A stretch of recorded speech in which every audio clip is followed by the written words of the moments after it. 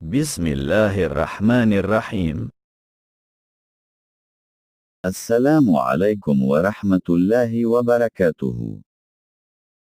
दीवार पर वालिद के हाथ के निशान।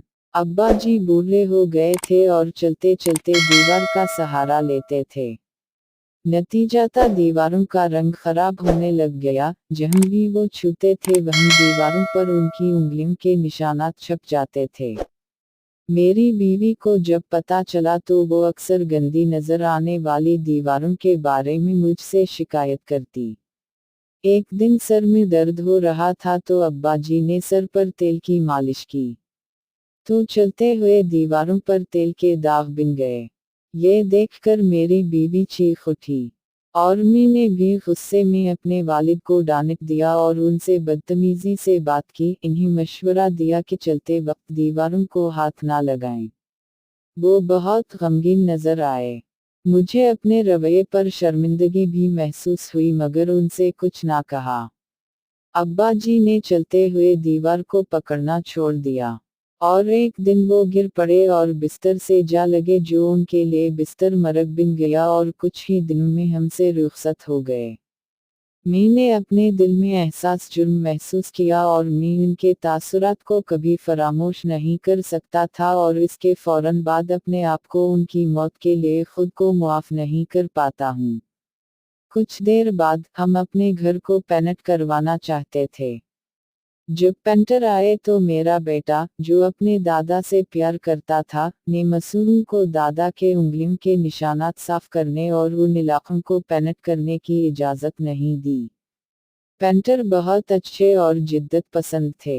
इन्होंने उसे यकीन दिलाया कि वो मेरे वालिद के फिंगर परनटस हैंड परनटस को नहीं हटाएंगे, बल्कि इन निशानात के गिर्द एक खूबसूरत दायरा बनाएंगे और एक मुनफरिद डिजाइन बनाएंगे। इसके बाद ये सिलसिला जारी रहा और वो परनटस हमारे घर का हिस्सा बन गए। हमारे घर आने वाले हर फर्द ने हमारे मुनफरिद डिजाइन की तारीफ की। वक्त के साथ साथ में भी बूढ़ा होता गया। अब मुझे चलने के लिए दीवार के सहारे की जरूरत थी। एक दिन चलते हुए मुझे याद आए अपने वालिद से मेरे कहे हुए अल्फाज और सहारे के बगैर चलने की कोशिश की ताकीद। मेरे बेटे ने ये देखा और फौरन मेरे पास आया और चलते हुए मुझे दीवारों का सहारा लेने को कहा, इस खदशे का इजहार करते हुए कि मैं सहारे के बगैर गिर सकता हूँ। मैंने देखा कि मेरा बेटा मुझे पकड़े हुए है। मेरी पोती फौरन आगे आई और प्यार से मेरा हाथ अपने कंधे पर रखकर सहारा दिया। मैं तकरीबन खामोशी से रोने लगा। अगर मैंने अपने वालिद के लिए भी यही किया होता तो वो ज्यादा देर तक जिंदा रहते।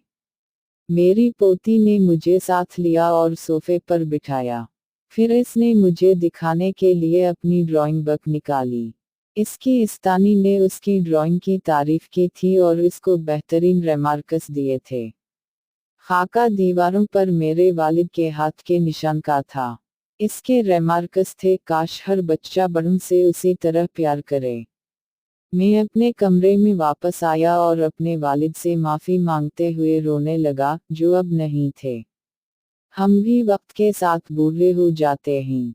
आए अपने बड़ों का ख्याल रखें और अपने बच्चों को भी यही सिखाएं। अपने घर वालों को भी बताएं कि ये बुजुर्ग कीमती होते हैं, दीवारें और चीजें नहीं।